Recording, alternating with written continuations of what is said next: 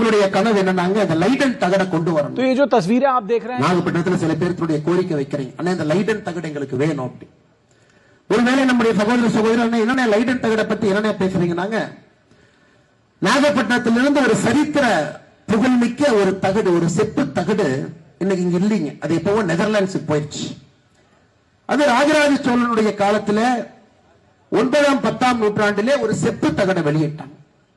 21 செப்பு தகடு அப்ப வெளியிட்டது. அதுல 5 செப்பு தகடு சோழ பாரம்பரியத்தினுடைய வாரிசுகளை குறிக்கிறாங்க சமஸ்கிருதத்துல. 16 செப்பு தகடு தமிழ்ல இருக்கு.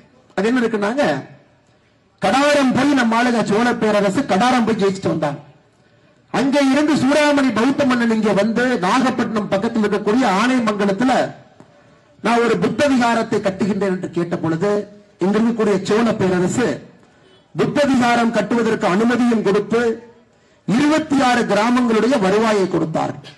அதை இந்த 16 செப்பு தகடுல ஒரு அக்ரிமெண்ட் போட்டிருக்கிறாங்க சோழர்களும் அங்கிருந்த கடார அரசு.